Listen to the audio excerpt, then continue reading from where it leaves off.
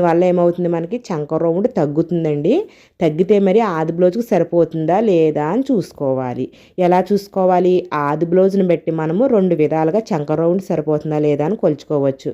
అది ఎలాగా అంటే, ఇక్కడ మనము కుట్టు కోసము పైన కింద 1/2 ఇంచు వదిలేసి ఈ కింద ఇక్కడ చంక దగ్గర భాగం ఎంత వచ్చింది చూసుకోవాలి. ఆది బ్లౌజ్ కంటే మనం కట్ చేసి దానికి 1 ఇంచ్ ఎక్స్ట్రా ఉంది చూడండి, పెద్దది అయిపోయింది 1 ఇంచు. కరెక్ట్గానే పెట్టుకున్నాం మనం, బ్లౌజ్ పొడవు అయినా సరే ఎక్కువైపోయింది. ఇలా ఒకసారి చంకడం సరిపోయింది లేదా అని చూసుకోవచ్చు. అలాగే ఈ విధంగా ఆది బ్లౌజ్ కుట్టేసిన ఆది బ్లౌజ్కి హ్యాండ్ పైకి 1/2 ఇంచు పైకి ఈ విధంగా మార్కింగ్ చేసుకుని చంకలోజు కొలుచుకోవాలి. ఈ విధంగా కొలిచినప్పుడు నాకు ఇది 10 వచ్చిందండి చంకలోజు. అయితే ఇక్కడ షోల్డర్ కుట్టు కోసము అక్కడ కొచ్చుల కోసం వదిలేసి మధ్యలో మాత్రమే మనము చంకలోజు చూడాలి.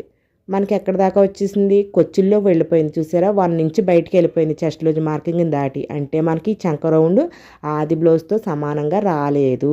మొత్తం అంతా తేడా వచ్చిందంటే మనకి చంక డౌన్ కానీ చంక రౌండ్ కానీ ఆది బ్లౌజ్లో రాలేదు. మీరు ఆది బ్లౌజ్లో రావాలంటే ఎలా మార్కింగ్ చేయాలి, అదే మీకు ఇప్పుడు ఈ వీడియోలో చెప్తాను.